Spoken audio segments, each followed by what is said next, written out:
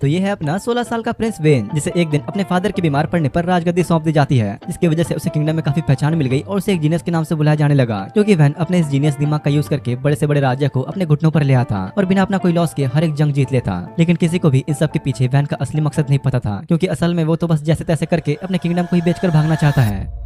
तो इन सब की शुरुआत होती है नेट्रा किंगडम के रॉयल पैलेस से, जहां अपना 16 साल का प्रिंस वेन अपनी एडवाइजर और बॉडीगार्ड निनिम के साथ बैठा होता है। यहाँ किंगडम के सारे बड़े बड़े ऑफिसर्स उससे मिलने आए होते हैं, जो कि इस वक्त काफी परेशान थे, क्योंकि जब से वैन के फादर की तबीयत खराब हुई है बाकी के राज्यों में काफी ज्यादा टेंशन बढ़ चुकी है। जिस पर वेन शांत रहकर उन्हें मोटिवेट करते हुए कहता है कि आप लोगों को बाहर के झगड़ों से ज्यादा अपने किंगडम पर ध्यान देना चाहिए। हमारे लिए इस वक्त हमारा राज्य और यहाँ के लोग जरूरी है। जो देख ऑफिसर्स काफी खुश होते हैं, क्योंकि वैन ने कुछ ज्यादा ही समझदारी वाली बात कर दी थी। पर उनकी मीटिंग खत्म होते ही वैन का असली रूप सामने आता है, क्योंकि भाई वो तो अपने इस नेट्रा किंगडम को इतना बेकार मानता है कि बस इसे जल्द से जल्द बेचकर आराम की जिंदगी जीना चाहता है। दरअसल बात यह है कि नाट्रा किंगडम बहुत ठंडी जगह है, जहाँ रिसोर्सेज भी कम है और लोग भी, यहाँ तक कि इनके पास तो पैसे भी नहीं है। इसलिए वेन का मानना था कि इस किंगडम का फ्यूचर कुछ ज्यादा अच्छा नहीं है, तो इस पर मेहनत करके भी कोई फायदा नहीं। तभी उसकी छोटी बहन फलान्या रूम में आकर बताती है कि फादर की तबीयत पहले से थोड़ी ठीक हो चुकी है, और वेन से पूछती है कि क्या हम उन्हें घुमाने के लिए बाहर ले जा सकते हैं, जिस पर वो साफ मना कर देता है कि नहीं, क्योंकि जल्दी हमारी पड़ोसी राज्य मार्डन के साथ एक वॉर होने वाली है। मार्डन पहले हमारी तरह ही एक बहुत ही गरीब राज्य था, लेकिन उनकी किस्मत इतनी अच्छी थी कि उनके हाथ एक गोल्ड माइन लग गई, जिसकी वजह से वो राज्य काफी ज्यादा डेवलपमेंट कर चुका है। पर वहाँ का रूलर एक बहुत ही बेकार इंसान है, जो कुछ भी कर सकता है, इसलिए अभी हमारा बाहर जाना ठीक नहीं। जिस पर फलान्या कहती है कि हाँ, मैं भी इस बारे में जानती हूँ, उस किंग के सारे वर्कर्स भी बेकार हैं, वो लोग भी उसका साथ बस अपने फायदे के लिए ही देते हैं। तो वैन कहता है कि हाँ, अगर ऐसा ही चलता रहा तो मार्डन बहुत जल्दी बर्बाद हो जाएगा, लेकिन फिलहाल हमारा डिफेंस उनके सामने काफी कमजोर है, इसलिए वो लोग हम पे कभी भी हमला कर सकते हैं। अब वैसे तो उसका फादर बीमार पड़ चुका है, पर फलान्या फिलहाल खुश थी कि उसका भाई अब गद्दी बैठा है। बेचारी को पूरा भरोसा था कि वैन अपने राज्य को कुछ भी नहीं होने देगा। तो पूछता है क्यों, तुम्हें ऐसा क्यों लगता है? तो फलान्या कहते हैं कि बाहर सारे सोल्जर्स आपकी ही तारीफें कर रहे हैं, सिर्फ आपकी वजह से ही वो सब इस वॉर के लिए भी काफी एक्साइटमेंट में है। जो सुन वैन सोचता है कि शायद उन लोगों ने कुछ ज्यादा ही उम्मीद लगा ली है, लगता है शायद इन लोगों को ये नहीं पता कि वॉर में आखिर कितने पैसे लगते हैं। अब कुछ समय बाद वैन अपनी आर्मी के साथ बैटलफील्ड पर आ जाता है वॉर शुरू करने के लिए, और सभी से कहता है कि हमारे पास टोटल 6000 सोल्जर्स हैं और मार्डन की आर्मी के पास 7000, इसलिए हमारा उनसे जीतना ऑलमोस्ट इम्पॉसिबल है। तो हम कुछ देर फाइट करने के बाद चुपचाप हार मान लेंगे। भाई ये किस तरह का राजा है, लड़ाई शुरू करने से पहले ही हार मान रहा है। कमांडर वेन से कहता है कि हमारी आर्मी वॉर के लिए रेडी है, तो क्या वॉर से पहले आप उन्हें कुछ कहना चाहेंगे, क्योंकि वॉर में फिजिकल स्ट्रेंथ से ज्यादा मेंटल स्ट्रेंथ की जरूरत होती है। असल में भाई ये नेट्रा किंगडम की आर्मी की फर्स्ट वॉर होने वाली है, इसलिए वो सब नर्वस होते हैं। वैन भी देखता है कि भाई ये लोग तो कुछ ज्यादा ही डरे हुए हैं, और एक सोल्जर ने तो अपना भाला ही उल्टा पकड़ा होता है। तो वैन कहता है कि भाई तुम लोग कम से कम पहले अपने हथियार तो ठीक से पकड़ो। जो देख बाकी सब उस पर हंसने लगते हैं। जिसके बाद वैन उन सबको अपनी मोटिवेशनल स्पीच देते हुए कहता है कि आज तुम सबकी फर्स्ट बैटल होने वाली है, और यहाँ हमें सबसे वीक आर्मी कहा जाता है, इसलिए मैं आज इस वॉर को जीतकर सबको प्रूव कर दूंगा कि हम एक स्ट्रॉन्ग आर्मी है। अब भाई यहाँ तो ये लंबी लंबी फेंक रहा है, पर उन्हें क्या पता कि इसने पहले ही हार मानने की सोच ली है। कमांडर कहता है कि आपने तो बहुत अच्छी स्पीच दी, कि आपने इसे पहले से प्लान कर रखा था। तो वैन कहता है कि देखो हमारे पास टोटल मिला के 10,000 सोल्जर्स हैं, जिन्हें किंगडम में काफी अच्छी तरीके से ट्रेन किया गया है, मतलब वो पहले से ही काफी ताकतवर है, बस उनमें थोड़ी जोश की कमी थी जो मैंने भर दिया। इधर मार्डन का कमांडर अपने सोल्जर से कह रहा होता है चिंता मत करो, नाट्रा की आर्मी सबसे वीक है, तो तुम्हें उन्हें किसी भी हाल में खत्म करना है। और इसके अगले पल ही वॉर शुरू हो जाती है।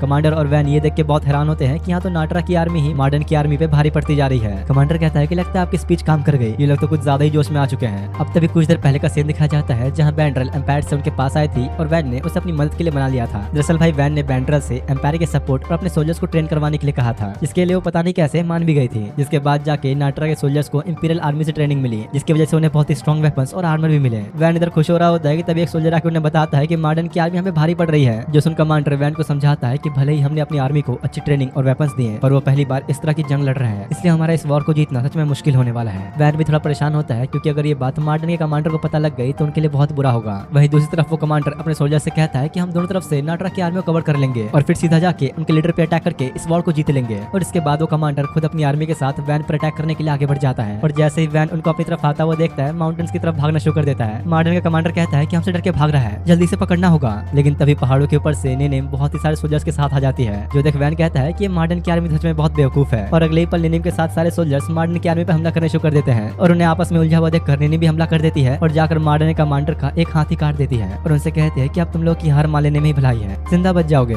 इस पर वो कहता है कि नहीं, मैं किसी स्लेव गर्ल के आगे नहीं झुकूंगा, तुम और तुम्हारी ये प्रजाति बहुत ही ज्यादा बेकार है। जो सुन गुस्से में निनिम सीधा कमांडर का सर ही काट देती है, और बाकी सभी सोल्जर से कहती है कि तुम्हारे लिए अच्छा ही होगा कि इसके बोले हुए आखिरी शब्द को भूल जाओ। और इसी के साथ नाट्रा आर्मी ने वॉर जीत ली होती है। पर अब बेचारा वैन सोचे पड़ जाता है कि अब हमें क्या करना चाहिए। रात में उन सबकी मीटिंग होने पर सारे जनरल्स वैन से कहते हैं कि हमने ये वॉर बहुत आसानी से जीत लिया और अब हमारे पास एक बहुत ही अच्छा मौका है, हमें सीधा जाकर मॉडर्न के बाकी हिस्सों पर अटैक करके उन पे कब्जा कर लेना चाहिए। वैन सोचता है कि नहीं, इस वक्त हम बिना परफेक्ट प्लानिंग कुछ भी नहीं कर सकते, लेकिन हमारे पास मॉडर्न के रिसोर्सेज पर कब्जा करने का सबसे अच्छा मौका है। और भाई वो भी जनरल्स की बात से सहमत होते हुए मॉडर्न के गोल्ड माइन पर कब्जा करने का ऐलान कर देता है, जो सुनकर वो लोग कुछ ज्यादा हैरान होते हैं। तो वैन को लगा कि शायद ये लोग कहीं मना न कर दे, वैसे भी हमारे सोल्जर्स काफी थक चुके हैं। लेकिन जनरल्स को तो उसका आइडिया कुछ ज्यादा अच्छा लगता है, क्योंकि वो तो पहले से ही गोल्ड माइन पर अटैक करने के बारे में ही सोच रहे थे। वैन निनिम की तरफ देखता है पर वो साफ मना कर देती है कि मैं तुम्हारी इसमें कोई हेल्प नहीं कर सकती। पर क्यों, वो तुम्हें आगे पता लगेगा। मीटिंग खत्म होने पर निनिम वैन के पास आकर उससे आगे का प्लान पूछती है। वैन बताता है कि ज्यादा कुछ नहीं, बस हमारी आर्मी गोल्ड माइन पर अटैक करेगी, जिसके बाद हमें अपना डिफेंस स्ट्रॉन्ग करना होगा ताकि जब मॉडर्न की आर्मी वापस अटैक करने आए तो फिर हम उन्हें रोक सके। तो निनिम कहती है कि नहीं, ये इतना आसान तो नहीं होने वाला। लेकिन असल में तो बस कुछ ही पलों में उनके सोल्जर्स ने माइन पर कब्जा भी कर लिया था। जो देख निनिम और वैन दोनों ही सोचे पड़ जाते हैं कि अब हमें क्या करना चाहिए।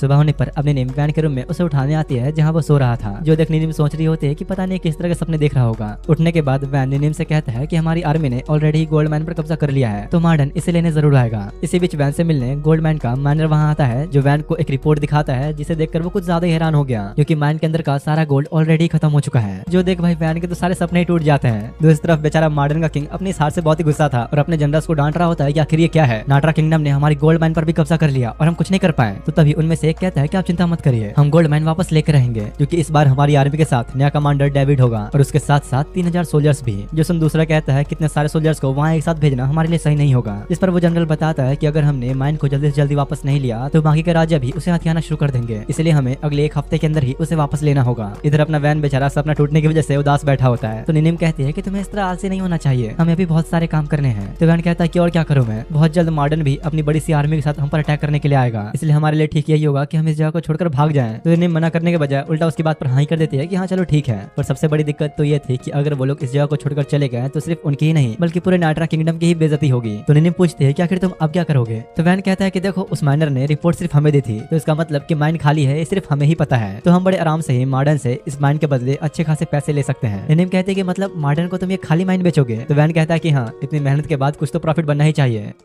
इसी बीच कमांडर बाहर मॉडर्न की आर्मी को देखता है और वैन को बताता है कि मॉडर्न की आर्मी यहाँ पहुंच चुकी है और उनके पास करीब 30,000 सोल्जर्स हैं और हमारे पास सिर्फ 5,000। तो वैन कहता है कि नहीं, इतने सारे सोल्जर्स को वो ज्यादा दिन तक यहाँ नहीं रख सकते, इसलिए बस हमें कम से कम उन्हें एक वीक तक रोके रखना होगा, जिसके बाद तो हम लोग जीत ही जाएंगे। इधर वैन का अलग प्लान था, पर वहीं दूसरी तरफ मॉडर्न का नया कमांडर डेविड पूरी तरह से तैयार था और सभी से कहता है कि इस बार हम पहली वाली गलती नहीं करेंगे, इस बार नाटरा हमसे बचकर नहीं जा पाएगा। जिसके बाद दोनों ही आर्मीज के बीच वॉर शुरू हो जाती है, जहाँ ऑब्वियसली ज्यादा नंबर्स होने के कारण मॉडर्न की आर्मी नाटरा पर भारी पड़ रही थी। जो देख डेविड बहुत खुश होता है कि जल्दी वो लोग अपने घुटने पे आ जाएंगे, लेकिन वो ये चीज देखकर काफी हैरान था कि नाटरा की आर्मी अब तक इस वॉर में टिकी हुई है। वहीं इधर फलान्या भी इस बात से काफी हैरान थी और अपने टीचर से पूछ रही होती है कि इतने सारे सोल्जर्स होने के बावजूद वो लोग हमें हरा क्यों नहीं पा रहे हैं। तो टीचर बताता है कि देखो, असल में गोल्ड माइन एक बहुत बड़े पहाड़ के ऊपर है और वहाँ एक टाइम पर सिर्फ कुछ ही सोल्जर्स फाइट के लिए जा सकते हैं, इसलिए एक साथ इतने सोल्जर्स का जाना इम्पॉसिबल है। तो फलान्या पूछते हैं कि वो सब पीछे के रास्ते से भी तो जा सकते हैं, लेकिन असल में तो भाई पीछे का रास्ता पहले ही उन्होंने खराब करवा दिया था ताकि उन लोगों को लंबे समय तक वॉर में टिके रहने का एडवांटेज मिले। बेचारा डेविड इधर बड़ा गुस्सा हो रहा होता है कि आखिर हम लोग नाटरा को हरा क्यों नहीं पा रहे हैं। इसी बीच एक सोल्जर आके डेविड को बताता है कि हमें एक गुप्त रास्ता मिला है, जिसके बाद डेविड अपने कुछ आदमियों को वहां तक भेजता है जहां उन्हें नाटरा के सोल्जर्स भी दिखते हैं, तो वो लोग भी अब उनका पीछा करने लग जाते हैं। असल में बात यह है कि डेविड को ये लगता है कि शायद नाटरा ने ये टनल यहाँ से भागने के लिए बनाई थी, लेकिन उन लोगों को ये नहीं पता कि डेविड को भी इस बारे में पता लग चुका है और इसी का फायदा उठाते हुए डेविड उन पर अटैक करने का सोचता है। दूसरी तरफ यहाँ टनल में डेविड के प्लान के अनुसार मॉडर्न की आर्मी नाटरा के सोल्जर्स का पीछा कर रही होती है, पर उन्हें ये भी लग रहा था कि शायद कहीं कोई ट्रैप तो नहीं। इधर वैन उस टनल पर एक क्रॉस का साइन बना देता है। निनिम कहती है कि मतलब तुमने मॉडर्न की आर्मी को टनल के अंदर फंसा दिया। वो ये बात अच्छी तरह से जानता था कि इतने सारे सोल्जर्स को एक साथ नहीं हराया जा सकता, इसलिए वो अभी सिर्फ उनके कमांडर डेविड को टारगेट कर रहा है, क्योंकि जैसे जैसे उसके प्लान्स फेल होते जाएंगे उसका कॉन्फिडेंस और गिरता जाएगा। और ठीक वैसा ही हो रहा होता है। डेविड को पता चलता है कि उसके सारे सोल्जर्स टनल में जाके मारे जा चुके हैं और तब उसे समझ में आता है कि हाँ, उसका बेवकूफ बनाया गया। तब एक सोल्जर कहता है कि वैसे हमने उनके भागने का रास्ता ही बंद कर दिया है, जो सुनकर उसे थोड़ी राहत मिलती है। रात होने पर अब वैन खुद मॉडर्न के कैंप को देखने आता है और एकदम से ही अपने सोल्जर्स को अटैक करने का ऑर्डर दे देता है, जिसके अगले पल वो सब मिलकर सारे कैंप्स को जला देते हैं। जो देख डेविड पूछता है कि आखिर ये सब हो क्या रहा है, तुम लोग क्या कर रहे हो। तो सोल्जर बताता है कि नाटरा ने हम पर अटैक कर दिया है, करीब 100 सोल्जर्स ने एक साथ हम पे हमला किया है। जो सुनकर डेविड का दिमाग और खराब हो जाता है। तभी उसे कुछ आसपास से आवाजें आती हैं, तो सोल्जर बताता है कि शायद वो हम पर दोबारा अटैक करने के लिए आ रहे हैं। तो आखिर तुम लोग यहाँ देख क्या रहे हो, जाके सारे सोल्जर्स के साथ पहरा दो, कोई भी मेरे पास तक नहीं पहुंचना चाहिए। पर अब सुबह होने पर जब डेविड उठता है तो देखता है कि चेक पॉइंट पर काफी सारे पत्थर गिरे हुए हैं। तब उसे समझ में आता है कि शायद रात को जो आवाजें आई थी वो असल में इन पत्थरों के गिरने की आवाज थी। लेकिन इसी बीच वो देखता है कि सामने वाले चेक पॉइंट पर भी नाटरा ने कब्जा कर लिया है। जो देख उसे बड़ा गुस्सा आता है कि अब ये क्या है।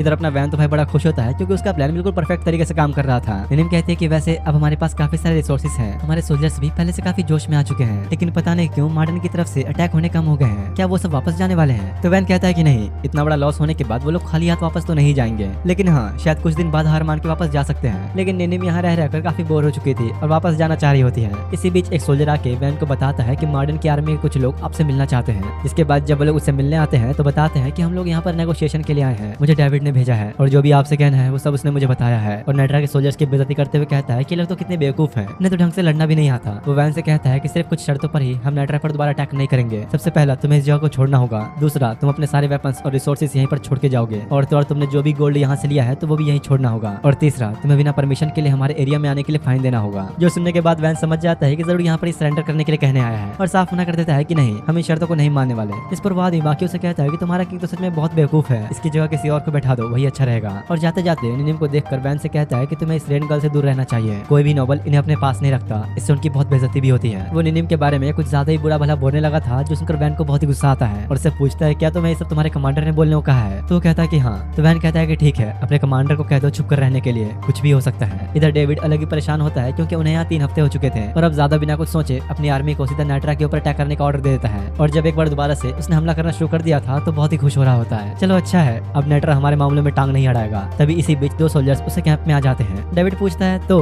कहाँ तक पहुंचे हम, लेकिन तभी अचानक उसका ही एक सोल्जर का सर सामने आके गिरता है, जो असल में उसी आदमी का था जो नेगोशिएशन के लिए वैन के पास आया था। जिसके बाद कैंप में आए वो दोनों सोल्जर्स मिलकर सारे गार्ड्स को मार देते हैं, क्योंकि असल में ये और कोई नहीं बल्कि वैन और कमांडर होते हैं। डेविड पूछता है कि आखिर तुम लोग यहाँ पर कैसे आ गए, मेरी आर्मी ने तुम्हें रोका क्यों नहीं? तो वैन कहता है कि वो सब लोग तो पहाड़ों पर लड़ रहे हैं, उनके लिए तो यहाँ आना पॉसिबल ही नहीं है। असल में यार वैन और कमांडर उसी टनल से यहाँ तक आए थे जिसमें डेविड ने अपने सोल्जर्स भेजे थे। डेविड कहता है लेकिन ऐसा कैसे हो सकता है, तुमने तो उस टनल को बंद कर दिया था ना? तो वैन कहता है कि यार वो तो बस तुम्हें धोखे में रखने के लिए था, वहाँ मैंने एक और टनल बनवाई थी जो ठीक उसी टनल से जुड़ी हुई थी। इस पर बेचारे डेविड को बहुत ही गुस्सा आ रहा होता है कि मतलब इस सबका कोई फायदा नहीं हुआ, इतने दिनों से मैं तुम्हारे बनाए प्लान पर चल रहा था। और लड़ने के लिए स्वॉर्ड उठा लेता है। वो वैन पर अटैक करने तो आता है, लेकिन वैन सीधा अपने स्वॉर्ड को उसके सर के आर पार कर देता है और कहता है कि मेरा यहाँ आने का मन तो नहीं था, लेकिन तुमने जो निनिम के बारे में बोला वो बहुत ही बुरा था, क्योंकि वो मेरे दिल के बहुत ही करीब है। और इसी के साथ वैन उसे मार देता है। वहीं दूसरी तरफ ब्रैंडल को दिखाया जाता है, जो कि एक रिपोर्ट देखकर बहुत ही हैरान थी, क्योंकि बस अभी अभी उसे ये पता चला कि रॉयल एकेडमी से एक ऐसा स्टूडेंट ग्रेजुएट हुआ था जो एकेडमी में टॉप करता था, लेकिन वो स्टूडेंट एम्पायर से बिलोंग नहीं करता, इसलिए उसकी सारी इन्फॉर्मेशन हाइड कर दी गई थी। और हैरानी की बात यह थी कि वो जीनियस असल में और कोई नहीं बल्कि वैन था,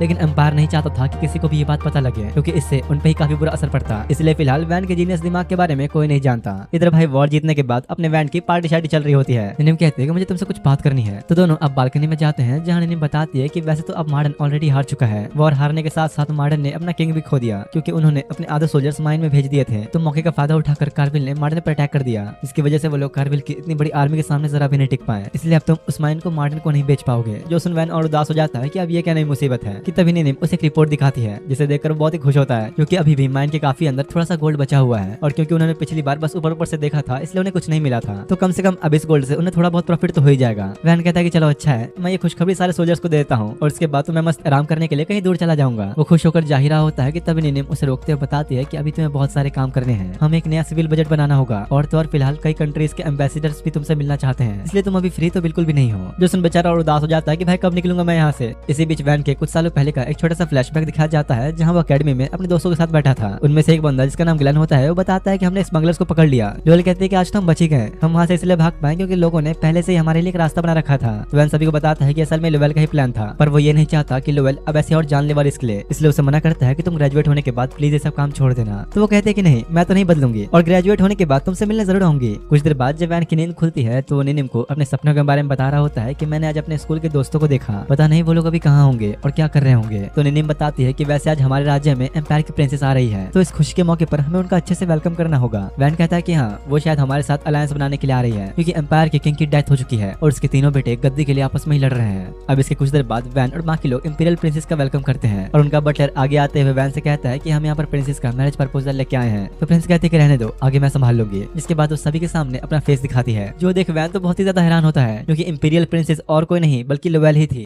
जो देख बेचारा वैन अपने रूम में आकर बहुत ही परेशान बैठा होता है और निनिन से कहता है कि लोएल ने मुझे बताया था कि वो सिर्फ एक नोबल की बेटी है, लेकिन मुझे इसका बिल्कुल भी अंदाजा नहीं था कि वो असल में इंपीरियल प्रिंसेस है। अगर वो यहाँ आई है तो जरूर इसके पीछे कोई मकसद होगा जो मुझे जानना है। इसलिए अब रात होने पर जब वो सब लोग एक साथ डिनर कर रहे होते हैं तो इसी बीच वैन सीधा लोएल से पूछ लेता है कि आखिर तुम्हारे यहाँ पर आने का रीजन क्या है, क्योंकि मुझे यकीन है तुम मुझसे यहाँ पर सिर्फ शादी करने के लिए तो नहीं आई हो। तुम जैसे प्रिंसेस के सामने नेट्रा किंगडम तो वैसे भी काफी छोटा है, तो भला तुम मुझ में इंटरेस्ट क्यों ही लोगी। तो लोएल कहते हैं कि ऐसा नहीं है, तुम लोगों ने मिलकर मार्डन को हरा दिया और ये बात हर जगह फैल चुकी है। मेरे भाई तो मुझे यहाँ आने से रोक रहे थे, लेकिन मेरा मानना है कि ये मेरे लिए एक बिल्कुल सही डिसीजन है। वैन कहता है कि वैसे लगता है तुम्हें ज्यादा लोगों से मिलने नहीं दिया जाता, इसलिए तुम्हें इतने सारे गार्ड्स के साथ भेजा गया है। तो लोएल कहते हैं कि हाँ, मेरे भाई को मेरी सेफ्टी कुछ ज्यादा फिक्र है। और भाई लोएल ने अब तक अपने यहाँ पर आने का असली रीजन इसलिए नहीं बताया क्योंकि यहाँ पर और भी लोग थे, तो ऑब्वियस सी बात है कि उस सबके सामने तो बताएगी नहीं। और क्योंकि लोएल को नाटरा में काफी ठंड फील हो रही थी तो वैन कहता है चिंता मत करो, मैं तुम्हारे लिए कुछ गर्म कपड़े भिजवा दूंगा। जिसके अब कुछ देर बाद जब लोएल अपने रूम में होती है तो वहाँ कुछ गार्ड्स बहुत सारे बॉक्सेस लेकर आते हैं और उन गार्ड्स के जाते ही लोएल कहते हैं कि मुझे अच्छी तरह से पता है कि तुम दोनों इन्हीं बॉक्सेस के अंदर छुपे हो, तो बाहर आ जाओ। और वह सही में वैन और निनिम भी अंदर छुपे हुए थे।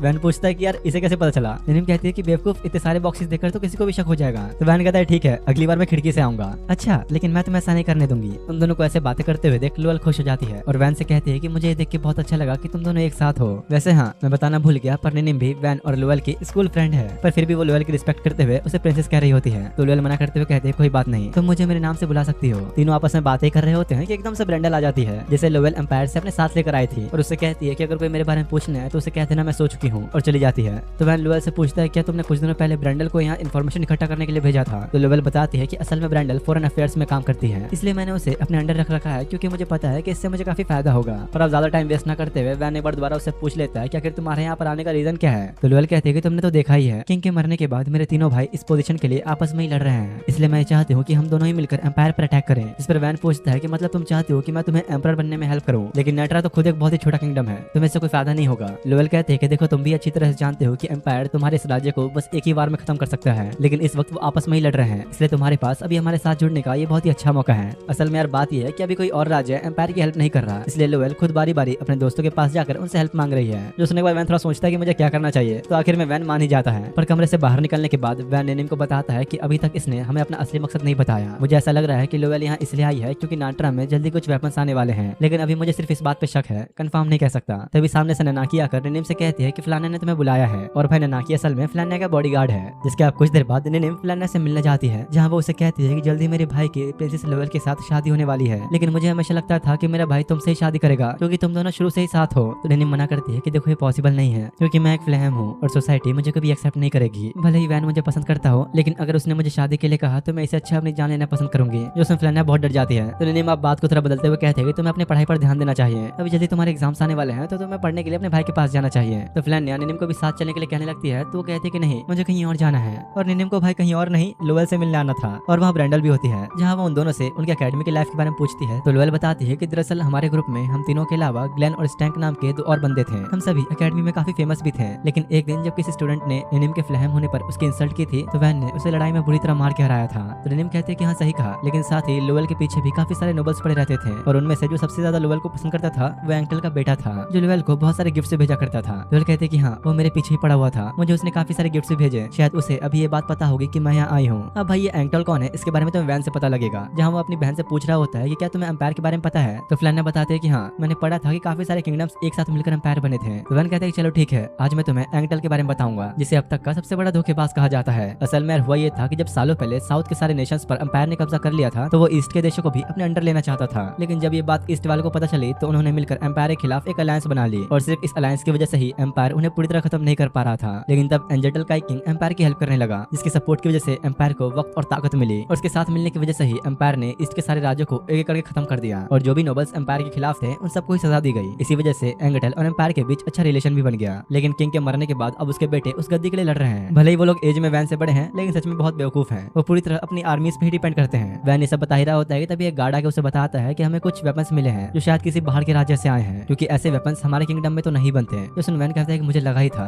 शायद लोएल इसके पीछे हो सकती है। इसी बीच पास का एक छोटा सीन दिखाया जाता है जहाँ पर लोएल वैन को देख रही होती है और कहते हैं कि तुम हमेशा बहुत ही सावधान रहते हो, है ना। वैन कहता है कि हाँ मैं समझ गया, तुम ऐसा इसलिए कह रही हो क्योंकि तुम्हारी फैमिली तुम्हें अपनी मर्जी करने नहीं देती, इसलिए तुम हमेशा खुद को लड़कों से कंपेयर करती रहती हो, ये देखने के लिए कि आखिर तुम्हें क्या कमी है। लोएल पूछती है कि तो अब मुझे क्या करना चाहिए। तो वैन कहता है लड़ो, क्योंकि ये सोच सोसाइटी की है, अगर तुम्हें सोसाइटी से लड़ना है तो बहुत ताकतवर बनना होगा, क्योंकि ऐसी लड़ाइयाँ आसान नहीं होती। लोएल वैन से उसकी हेल्प के लिए पूछती है तो मना कर देता है कि नहीं, मुझे एक मस्त आराम की जिंदगी चाहिए, इसलिए इसलिए मुझे इन सब में नहीं पढ़ना, लेकिन हाँ अगर तुमने मुझे किसी तरह इन सब में इन्वॉल्व करवा लिया तो शायद मैं तुम्हारी हेल्प कर सकता हूँ। इसके बाद प्रेजेंट का सीन दिखाया जाता है जहाँ सुबह सुबह जब लोएल उठती है तो ब्रेंडल आके बताती है कि वैन ने तुम्हें चाय पे बुलाया है। जो सुनने से समझ में आ गया कि वैन को जरूर इस बार मुझसे कुछ काम होगा। अब कुछ देर बाद जब दोनों मिलते हैं तो वैन उसे डायरेक्टली पूछ लेता है कि तुम यहाँ पर उस अलायंस को रोकने के लिए आई हो ना, जिसने सालों पहले एम्पायर के खिलाफ जंग लड़ी थी, क्योंकि किंग के मरने के बाद वो सब दोबारा से एम्पायर के खिलाफ जाने की कोशिश कर रहे हैं। लोएल पूछते हैं कि वैसे तुम्हें ऐसा क्यों लगता है। असल में बात यह है कि वैन को ये पता चला है कि नाटरा के अंदर जो वेपन्स मिले हैं वो सिर्फ और सिर्फ वेस्ट के नेशंस में बनते हैं, जो कि शायद लोएल ही करवा रही है, क्योंकि वॉर के टाइम में सिर्फ यही वेपन्स काम आएंगे। लोएल कहती है कि तो तुम्हें मुझ पे शक है, ऐसा भी तो हो सकता है कि शायद ये वेपन्स मेरे भाई ने ऑर्डर किए हों। वैन कहता है कि नहीं, तुम्हारे भाइयों में से किसी ने भी नहीं किया, क्योंकि वो वेपन्स पहले से ही डिवाइड है। अगर तुम्हारे भाइयों ने ऑर्डर किया होता तो यहाँ पर इसके 4 गुना वेपन्स होते हैं। जब आखिरी में लोएल मान ही लेते कि हाँ ये मैंने ही किया है, मैं तुमसे ज्यादा स्मार्ट नहीं हो सकती। वैन कहता है कि देखो मैं जानता हूँ अगर उन्होंने एम्पायर पर कब्जा कर लिया तो वो तीनों प्रिंस को ही मार देंगे। तुम्हें ये बात समझ में आ गई थी और तुमने अपने भाइयों को भी बताया होगा, लेकिन उन्होंने तुम्हारी बात मानी नहीं, क्योंकि ऑब्वियस सी बात है कि फैमिली में तुम सबसे छोटी हो। लोएल कहती है कि देखो मार्कस और एंगेटल दोनों ही एम्पायर के सबसे बड़े सपोर्टर रह चुके हैं, लेकिन मुझे ऐसा लगता है कि वो लोग कभी भी हमें धोखा देके एम्पायर को खत्म कर सकते हैं, इसलिए मैं उन दोनों ही देशों के बीच वॉर करवाना चाहती हूँ। वैन कहता है अच्छा, इसलिए तुम नेट्रा और एंगेटल के बीच फाइट करवाना चाहती हो ताकि नेट्रा भी खत्म हो जाए। मोटा मोटी बात यहाँ पर ये थी कि वैन उसकी हेल्प नहीं करना चाहता था, इसलिए उससे कह रहा होता है कि अगर मैं भी तुम्हारा प्लान बर्बाद करके तुम्हें मार्कस के हवाले कर दूं तो मेरी तो सारी परेशानी खत्म हो जाएगी, जिसके बाद मुझे उन दोनों से भी कोई खतरा नहीं होगा। पर लोएल को लग रहा था कि निनिम की वजह से वैन ऐसा कभी नहीं करेगा, क्योंकि वो लोग फ्लेम रेस के लोगों को एक स्लेव जैसा ट्रीट करते हैं, जिनसे वैन सबसे ज्यादा नफरत करता है। पर उसका ये अंदाजा गलत था, क्योंकि वैन ने पहले ही मार्कस और एंगेटल को एक लेटर भेजकर इन्फॉर्म कर दिया है कि लोएल नाटरा में है।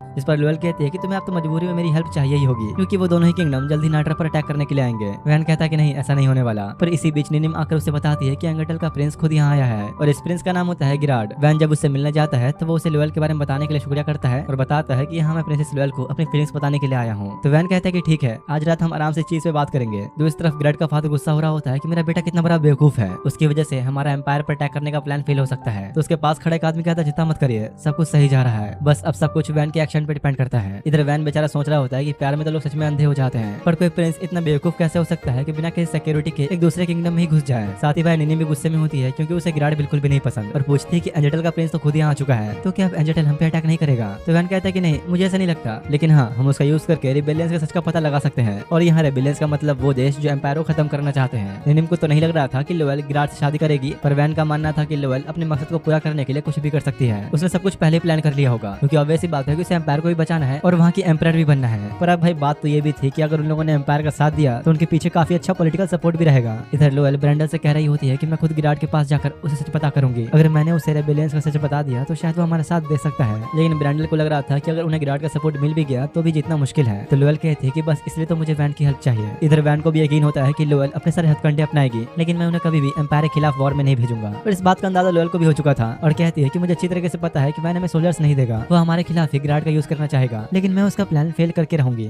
इसके बाद अब रात में वो सब डिनर पे होते हैं और वैन गिराड से दोस्ती करने के लिए उसकी भर की काफी सारी तारीफें कर रहा होता है, जिस पर वो बेवकूफी बड़ी जल्दी खुश हो गया। तो वैन कहता है कि अब आपको लोएल के साथ अपनी मैरिज अनाउंस कर देनी चाहिए। इस पर वो कहती है कि अभी नहीं, मैं खुद एम्पायर जाकर अनाउंस कर दूंगी। एक तरह से भाई यहाँ पर वैन गिराड को बढ़ा चढ़ाकर लोएल के मजे ले रहा था। इसी बीच वो वैन से पूछता है क्या तुम्हें स्वॉर्ड चलानी आती है, जो सुनिए बेवकूफ वैन को अनाड़ी समझ के उसे एक स्वॉर्ड बैटल के लिए चैलेंज कर देता है, जिसके लिए लोएल भी एक्साइटेड होती है कि हाँ मुझे से मजा आएगा। वैन सोच रहा होता है कि नहीं, मुझे एलेंगेटल के साथ अच्छे रिलेशन बनाने हैं, लेकिन मैं इस तरह अपनी बेइज्जती भी नहीं करवा सकता, इसलिए वैन मैच को एक ड्रॉ पर रोकने का डिसाइड करता है। अब इससे पहले कि दोनों के बीच फाइट शुरू होती है, अचानक से गिराड का पैर फंस जाता है और पहला अटैक वैन पे करता है। पर जैसे ही वैन अब अटैक करने के लिए अपनी स्वॉर्ड ऊपर उठाता है, गिराड की स्वॉर्ड के साथ साथ वो भी नीचे गिर जाता है। लोएल परेशान हो रही होती है कि भाई इस पागल को जीतने के लिए आखिर किसने कहा था, जीता क्यों। अब तभी वैन अपने स्वॉर्ड को नीचे रखने के लिए झुकता है कि तभी गिराड फिर से अटैक करने के लिए आ जाता है और वैन के झुकने की वजह से वो सीधा जाकर बालकनी से नीचे गिर जाता है। लेकिन भाई हंसने की बात नहीं है, मामला यहाँ पर सीरियस हो गया होता है, क्योंकि गिराड नीचे गिरने की वजह से मर चुका था, जो देख वैन काफी उदास हो जाता है, क्योंकि अब बहुत बुरा होने वाला है। इधर भाई गिराड के फादर यानी कि एलेंगेटल के किंग को जब गिराड की मौत की खबर मिलती है तो यकीन ही नहीं कर पा रहा होता। असिस्टेंट बता रहा होता है कि हमारे 60 सोल्जर्स को नाटरा के लोगों ने पकड़ लिया है, सिर्फ एक ही सोल्जर वहाँ से बच के आ सका और उसकी हालत भी बहुत बुरी है। किंग कहता है कि ठीक है, जब वो होश में आए तो उसे सारी जानकारी ले लेना। और जिस तरह से ये सब हुआ उसकी वजह से किंग को लग रहा था कि शायद उसके बेटे का मर्डर हुआ है, इसलिए अब इन लोगों के पास नाटरा से वॉर करने का एक वैलिड रीजन आ चुका था।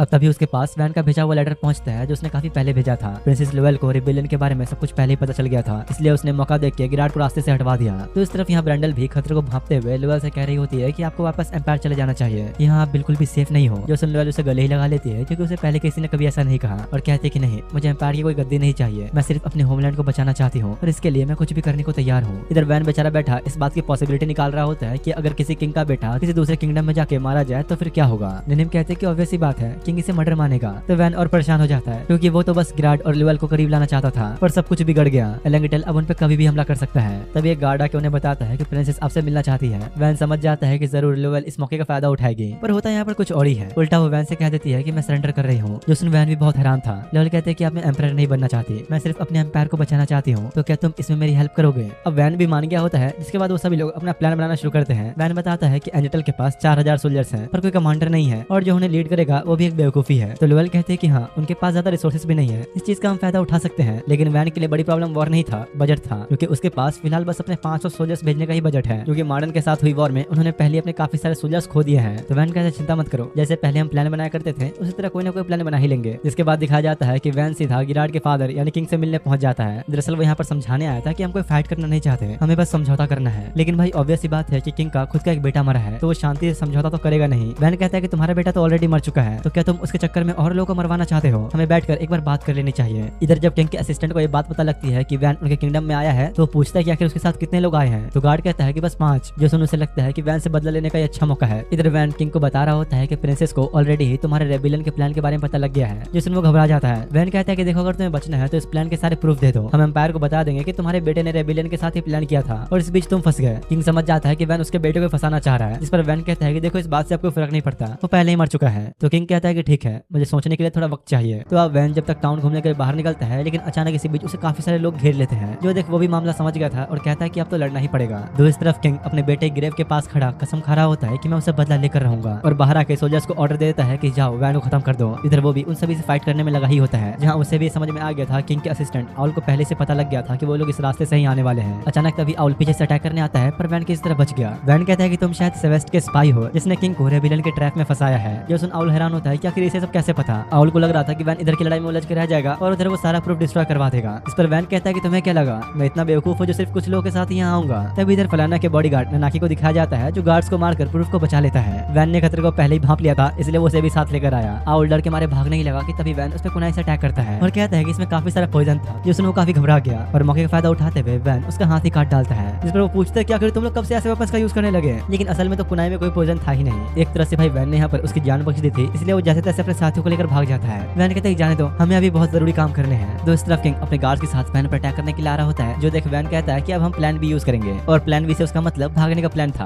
वैन के साथ साथ उससे गार्ड से भाग रहे होते हैं। जो देख किंग उसका पीछा करना शुरू कर देता है, लेकिन सामने बॉर्डर पर नाटरा के सोल्जर्स ऑलरेडी मौजूद थे, जिन्हें वैन ने पहले ही तैनात कर दिया था। वैन ऑब्वियसली इस बात को जानता था कि अगर किंग उसके पीछे आएगा तो ज्यादा सोल्जर्स के साथ तो नहीं आएगा, और यहाँ हमारी पूरी आर्मी खड़ी होगी तो बड़े आराम से हमारे जाल में फंस जाएगा। तो निनिम कहते कि नहीं, किंग को पकड़ना इतना आसान तो नहीं होगा। लेकिन वैन ने इस सिचुएशन के लिए भी एक और प्लान ऑलरेडी बना कर रखा था। तभी दिखाया जाता है कि किंग के पीछे से काफी सारे सोल्जर्स आ रहे होते हैं, जो कि असल में इंपीरियल सोल्जर्स थे। जो देख उसे लगता है कि शायद एम्पायर ने उसकी हेल्प करने के लिए आर्मी भेजी है, लेकिन असल में वो सभी सोल्जर्स प्रिंसेस के होते हैं। बटलर लोअल से कहता है कि आपको इन सब में इन्वॉल्व होने की कोई जरूरत नहीं है, हम यहाँ से चुपचाप निकल भी सकते थे। इस पर लोअल कहते हैं कोई बात नहीं, अगर ये वैन का प्लान है तो सब कुछ सही होगा। इसके बाद किंग प्रिंसेस से मिलने के लिए कैंप में आता है, जहाँ पर वैन भी मौजूद था। वो समझ जाता है कि मुझे बचने के लिए कुछ तो करना ही होगा, और पूछता है कि अगर ये जगह एम्पायर की है तो आखिर नाटक के सोल्जर्स यहाँ पर क्या कर रहे हैं। तो वैन का एम्बेसडर कहता है कि दोनों तरफ के सोल्जर्स समझौता करने के लिए आए हैं। असल में रेनिनिम का ही प्लान था। उसने एम्बेसडर को पहले कह दिया था कि मुझे किंग के खिलाफ दोनों तरफ की आर्मी का सपोर्ट चाहिए। किंग समझ जाता है कि वो बहुत ही बुरा फंस चुका है, और वैन से पूछता है कि क्या ये सब तुमने प्लान किया था। जिस पर वैन कहता है कि देख के तो लग रहा है कि तुम्हारी हालत काफी खराब लग रही है। लोअल कहते हैं कि चलो आप सब कुछ सच बता ही दो, वरना तुम्हारे साथ अच्छा नहीं होगा। इसके बाद किंग इज्जत से रेबिलियन के बारे में सब कुछ सच बता देता है।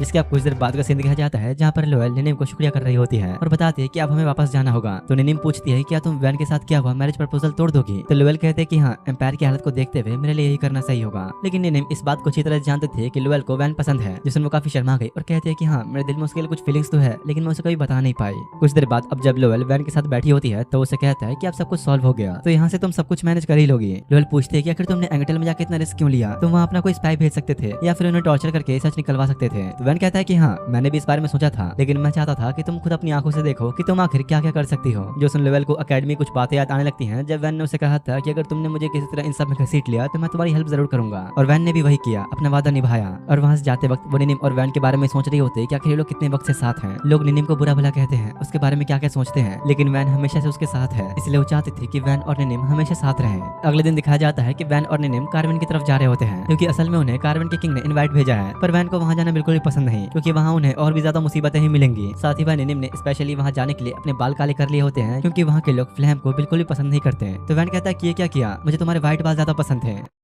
इधर नाटरा में फ्लैनर और उसके टीचर के बीच की बातों से पता लगता है कि असल में वैन को कार्विन में लेविथन नाम के एक फेस्टिवल में इनवाइट मिला है, क्योंकि वो लोग नाटरा के साथ अपने रिलेशंस अच्छे करना चाह रहे थे। पर निनिम उसे साफ वार्न कर देती है कि वहाँ तुम कुछ भी अपना उल्टा सीधा जीनियस दिमाग नहीं लगाओगे, तुम वहाँ कुछ भी नहीं करोगे। इसी बीच गार्ड बताता है कि हम नाटरा के माइन के पास पहुंच चुके हैं। तो वैन अब यही माइन के पास बने अपने विला में रुककर उस माइनर से मिलता है, जो कि अभी वहाँ की देखभाल कर रहा है, जो बताता है कि हमने और भी माइनर्स को हायर करके अपने काम को बहुत तेजी से करना शुरू कर दिया है। जो सुन वैन बड़ा खुश हो जाता है कि अरे वाह, अब तो मेरी बल्ले बल्ले। पर फिर कहता है कि नहीं, तुम्हें इतनी जल्दी नहीं करनी चाहिए, हमारे सभी दुश्मनों की नजर सिर्फ इसी माइन पर है, तो कभी भी अटैक कर सकते हैं। काश अगर हैगर्ड यहाँ होता तो मुझे भी कोई टेंशन नहीं होती। वो सच में एक काबिल आदमी था। इस पर सोल्जर पूछता है कि तो फिर उसने रिटायरमेंट क्यों लिया। तो वैन बताता है कि उसने ऑलरेडी बहुत सारी फाइट कर ली थी, जिसकी वजह से इस एज में उसकी बॉडी उसका बिल्कुल भी साथ नहीं दे रही थी, इसलिए मैंने उसकी इज्जत रखते हुए उसे रिटायरमेंट दे दी, और अब वो शायद खेती बाड़ी करके सुकून से अपनी जिंदगी जी रहा होगा। दूसरी तरफ कुछ काले कपड़े में बैठे लोगों को दिखाया जाता है, जो कि अपने स्पाई आईवी से कंफर्म कर रहे होते हैं कि क्या सच में नाटरा का प्रिंस भी उस फेस्टिवल में जा रहा है। इस पर वो लोग फैसला करते हैं कि हमें अब इन रॉयल्स की कोई जरूरत नहीं, हमें इन सबको खत्म करके खुद की एक आर्मी बनानी चाहिए। इस पर इविस कहती है कि ठीक है, हमें इसके लिए नाटरा में ही अपना बेस बनाना होगा।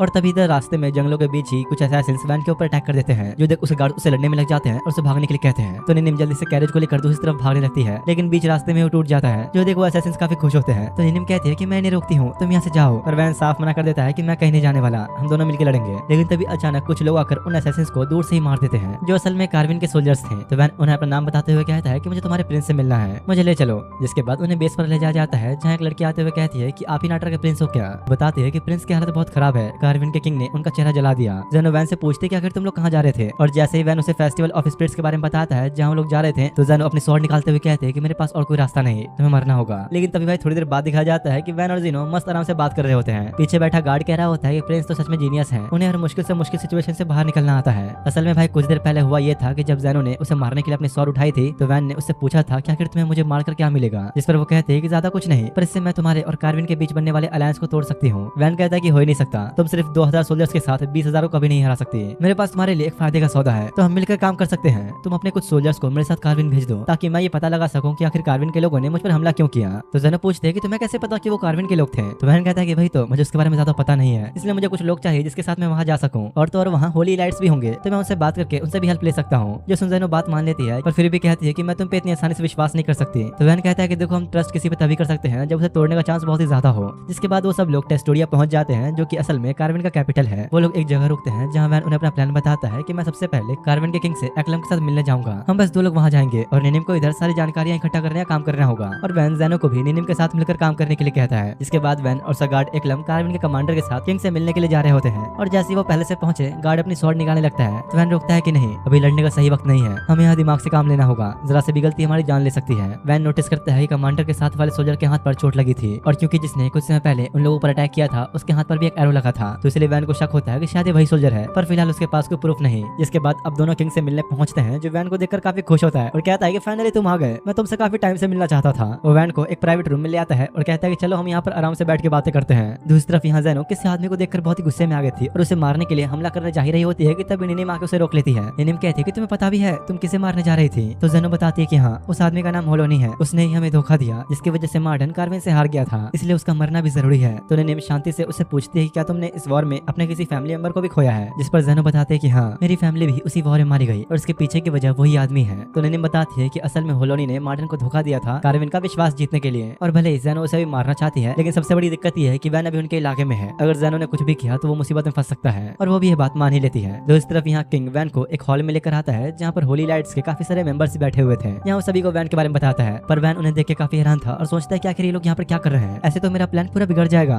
इसी बीच होली लाइट्स के एक मेंबर पूछती है कि नाटरा का प्रिंस आखिर यहाँ पे क्या कर रहा है। तो किंग बताता है कि मैंने प्रिंस वैन को यहाँ इसलिए बुलाया क्योंकि मैं चाहता हूँ कि वो भी होली लाइट्स के एक मेंबर बने। जो सुन वैन बहुत हैरान होता है और वापस आकर निनिम को सब बताते हुए काफी परेशान होता है कि ये किंग तो मुझे होली लाइट्स ज्वाइन करवाना चाहता है, पता नहीं मैं अब यहाँ से कैसे बचूंगा। निनिम भी हैरान थी और पूछती है कि आखिर ऐसा कैसे हो सकता है, होली लाइट्स के मेंबर सिर्फ वही बन सकता है जो उनके फाउंडर के ब्लड लाइन से जुड़ा हो। तो वैन बताता है कि हाँ ऐसा ही है, नाटरा किंगडम असल में उसी ब्लड लाइन से जुड़ा है, जिसकी वजह से वो लोग अब मुझे अपना मेंबर बनाना चाहते हैं। निनिम पूछते हैं कि अब तुम क्या करोगे, क्या तुम सच में ज्वाइन करने वाले हो। और भाई यहाँ वैन के हिसाब से देखा जाए तो उसके ज्वाइन करने पर उससे ही काफी फायदा होगा। उनका मेंबर बनने के बाद उसके पास काफी सारे कनेक्शंस होंगे, जिससे वो काफी सारे सीक्रेट इन्फॉर्मेशन कलेक्ट कर सकता है और डिसाइड करता है कल वो जेनो को भी साथ ले जाएगा। जिसके बाद अब सुबह होते ही वो लोग सबसे पहले कैमिला से मिलने के लिए जा रहे होते हैं, जो कि होली लाइट्स की एक मेंबर है। वैन बताता है कि होली लाइट्स के हर एक मेंबर का अपना एक अलग एजेंडा है। अगर हमें कार्विन और एम्पायर के बीच चल रही पॉलिटिक्स समझनी है तो हमें इन लोगों का ट्रस्ट जीतना होगा और यही से हमारा असली गेम शुरू होने वाला है। कुछ देर बाद वो लोग कैमिला के चर्च में पहुंचते हैं, जहाँ वो एक प्रीस्ट के तौर पर रहती है और अगले सीन में ही वैन और जेनो उसके सामने बैठे होते हैं, जहाँ कैमिला वैन से सीधा कह देती है कि तुम होली लाइट्स के मेंबर बनने के लिए बिल्कुल परफेक्ट हो, लेकिन उससे पहले तुम्हें एक शर्त पूरी करनी होगी।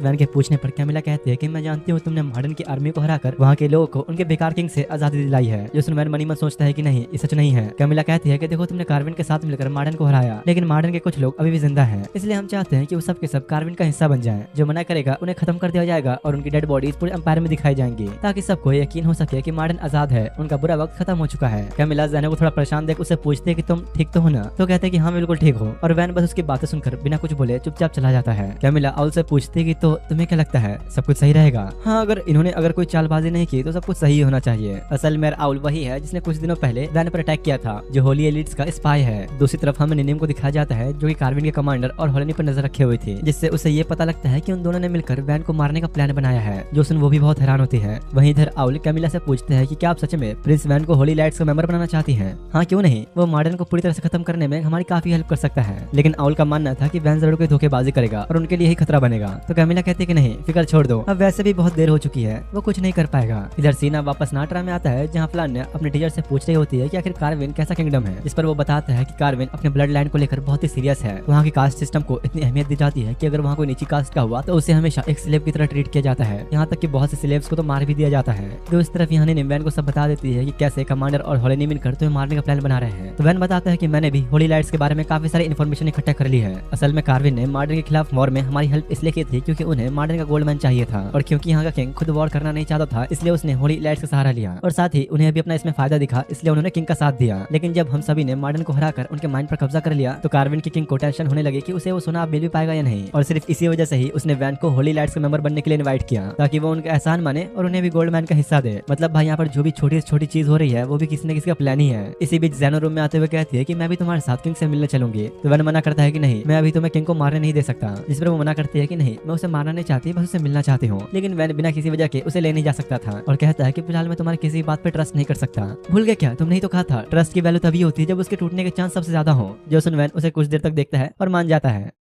जिसके बाद अगली सुबह होते ही वो दोनों ही किंग से मिलने पहुंचते हैं, जहां आपसी बातचीत के बीच किंग वैन को अपने मिनिस्टर होलोनी से मिलवाता है और उसकी काफी तारीफें करता है। जोसुन वैन समझ जाता है कि ये किंग अपनी ब्लड लाइन को लेकर कुछ ज्यादा ही सीरियस है, शायद इसलिए इसे अब बाहर के लोगों से हेल्प लेनी पड़ रही है। किंग पूछता है कि वैसे तुमने होली लाइट्स के मेंबर से बात तो कर ली है ना? हाँ मैंने बात तो कर ली है और मेंबर बनने के लिए हाँ भी कर दिया है, लेकिन मुझे अभी उनकी कुछ कंडीशंस पूरी करनी होगी। और वैसी थोड़ी बहुत बातचीत के बीच किंग को वैन इतना पसंद आ जाता है कि वो कहता है कि अगर मेरी कोई बेटी होती तो मैं उसकी शादी सिर्फ तुमसे ही कराता। तो वैन पूछता है कि आप ऐसा क्यों कह रहे हो, आपकी तो एक बेटी थी ना? जिस पर किंग कहता है कि नहीं, वो मेरी असली बेटी नहीं थी, क्योंकि वो मेरे ब्लड लाइन से बिलोंग नहीं करती थी, इसलिए मैंने अपनी वाइफ और बेटी दोनों को ही मार दिया। वैन भी समझ जाता है कि भाई जो इंसान अपनी बेटी और बीवी का नहीं हुआ वो इस समाज का क्या होगा। वैसे क्या मैं तुमसे कुछ पूछ सकता हूँ? जोसुन वैन कहता है कि हाँ क्यों नहीं, जरूर ये मुझसे गोल्ड मैन के बारे में पूछेगा, जिसके लिए मैं साफ मना कर दूंगा। पर तभी वो कहता है कि असल में मुझे नाटरा के कुछ फ्लैम लोग चाहिए। वैन पूछता है लेकिन क्यों, आप उन लोगों का क्या करोगे? जिस पर वो जवाब देता है कि मैं उन सबको मार दूंगा और उन्हें जंगलों में भगाकर उनका शिकार करूंगा। मैंने सुना है कि तुम्हारे पास भी एक फ्लैम है, मुझे वो भी चाहिए। ये सब सुनकर भाई वैन का गुस्सा आउट ऑफ कंट्रोल ही हो चुका था, लेकिन फिर अपनी फीलिंग्स को कंट्रोल करते हुए कहता है कि मैं समझ गया, मुझे क्या करना है। जो देख किंग को लगा कि शायद वैन मान गया, लेकिन अगले ही पल वैन उठकर एकदम से उस पर अटैक कर देता है। किंग कहता है कि तुम्हें क्या कर रहे हो, भूल गया कि मैं होली लाइट्स का एक मेंबर हूँ। लेकिन अगले ही पल वैन बिना कुछ सोचे उसे जान से मार देता है। रकलम अंदर आके देखता है और कहता है कि ठीक है, मैं जब तक बाहरी गार्ड्स को रोकता हूँ। वैन जेनो से पूछता है तो तुम्हें इससे बदला लेना था ना, इसके साथ तुम जो करना चाहती हो वो कर सकती हो। और अगले ही पल जेनो होलोनी को भी जान से मार देती है। जिसके बाद शाम होते ही वैन निनिम को लेकर कार्विन से निकल जाता है। तो निनिम कहती है कि तुम्हारे प्लान में नहीं था, किंग तो होली लाइट्स का एक मेंबर था, तो तुमने भला उसे क्यों मारा? इस पर वैन बात घुमाते हुए कहता है कि सब छोड़ो, पहले हमारा यहाँ से निकलना जरूरी है। और भाई वैन निकलने से पहले कार्विन को बर्बाद करने का सारा प्लान बनाकर निकला था, इसलिए फिलहाल कोई भी उन लोगों के पीछे नहीं आने वाला। और तभी कार्विन का सीन दिखाया जाता है जहाँ पूरे पैलेस में आग लग गई होती है और साथ ही हर जगह ये अफवाह फैल गई होती है कि होली लाइट्स के मेंबर्स में से किसी एक ने किंग को मार डाला। जो इस तरफ आउल कैमिला से पूछ रहा होता है कि क्या वैन को इस तरह जाने देना सही रहेगा, तो वो कहते हैं कि हाँ, हम इसके अलावा कर भी क्या सकते हैं, हमारे एक मेंबर ने किंग को मार डाला,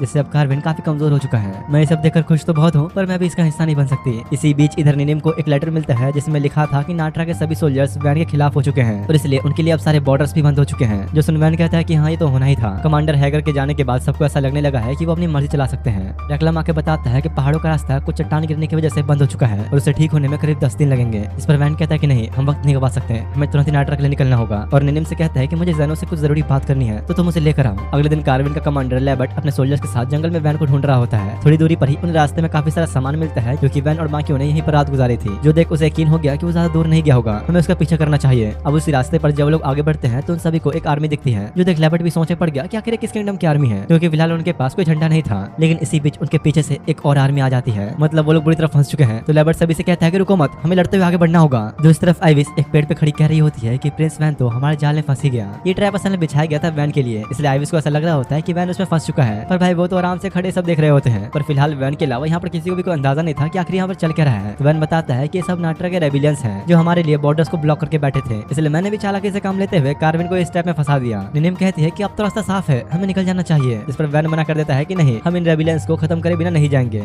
लेकिन इतने कम सोल्जर्स के साथ तो ये बहुत ही मुश्किल है, हम इन्हें हराएंगे कैसे। निनिम ये बोल ही रही होती है कि तभी दूसरी तरफ से कमांडर हैगर अपनी आर्मी के साथ तेजी से आ रहा होता है। जो देखो सभी हैरान हो जाते हैं क्योंकि हैगर तो रिटायर हो चुका था। असल में भाई बात यह है कि वैन को अच्छे से पता था कि हैगर के रिटायर होने की खबर सुनकर उनके सारे दुश्मन बाहर आ जाएंगे, इसलिए उसने झूठ मूठ की एक खबर या फिर कह लो अफवाह फैलाई। और जैसा उसने सोचा था, हैगर सभी रेबिलियंस को मारने के साथ साथ कार्विन की आर्मी को भी खत्म कर देता है, यहाँ तक कि लेबर्ट को भी मार देता है। कुछ समय बाद अब जब वैन वापस नाइट्रा आकर अपने काम में बिजी होता है कि तभी मार्डन का प्रिंस उससे मिलने आता है। लेकिन जब वो वैन के सामने आकर अपना चेहरा दिखाता है तो उसे पता लगता है कि मार्डन का कोई प्रिंस है ही नहीं, ये तो एक प्रिंसेस है जिसका नाम है ज़ेनोविया। वॉर की वजह से रॉयल फैमिली में अब सिर्फ वही बची है। उसने अपनी पहचान छुपाकर मार्डन के लोगों में हौसला देकर अपनी आर्मी को वापस खड़ा किया ताकि किंगडम को बचा सके। ज़ेनोविया बताती है कि मेरे फादर हमेशा से ही मुझसे नफरत करते थे, इसलिए उन्होंने मुझे सालों पहले ही पहले से दूर भेज दिया था, जिसकी वजह से मैं वॉर में बच गई। दूसरी तरफ यहाँ कैमिलिया को जानकारी मिलती है कि मार्डन की बची हुई आर्मी अब नाइट्रा का साथ दे रही है। आइविस खुद को ही दोष देते हुए कहते हैं कि मुझे माफ कर दीजिए, ये मेरी ही गलती है कि मैंने उसके प्लान को ढंग से नहीं समझा। इस पर कैमिलिया कहते हैं कि अब ये सब छोड़ो, हमें शुरू से अब एक नया प्लान बनाना होगा और इस बार कोई कमी नहीं रहनी चाहिए। दूसरी तरफ यहाँ कैमिलिया वैन के पास खड़ी उससे कहती है क्या मैं आपसे एक फेवर मांग सकती हूँ। तो वैन कहता है हाँ हाँ क्यों नहीं, बोलो बोलो। वैन को लग रहा था कैमिलिया मार्डन को अब उसके हवाले करने वाली है। अरे वाह क्या बात है, अब मार्डन पर भी मेरा ही राज होगा। लेकिन असल में तो भाई कैमिलिया उससे कुछ और ही फेवर मांगती है। वो चाहते थे कि नाइट्रा मार्डन को अपना वेसल स्टेट बना ले। वेसल स्टेट का मतलब ये है कि मार्डन पूरी तरह से वैन के अंडर नहीं रहेगा, बस वैन और कैमिलिया एक साथ जुड़ जाएंगे और वैन को ही मार्डन की सारी देखभाल करनी होगी। यानी कि एक तरह से कैमिलिया का ही फायदा है, उसे अपनी राजगद्दी भी नहीं खोनी पड़ेगी और वैन का साथ भी मिल जाएगा। जो सुन बेचारा बहुत परेशान हो जाता है कि भाई अब मैं क्या करूं, मैं तो उल्टा और यहाँ फंस गया। सोल्जर बातें कर रहे होते हैं जिसने हम पे अटैक किया, आज हम उसी के साथ जुड़ रहे हैं। ऐसा कुछ तो पिछले 200 सालों में पहली बार हो रहा है। लेकिन भाई वैन इस चीज से बिल्कुल भी खुश नहीं था क्योंकि अब उसकी शांति भंग होने वाली है।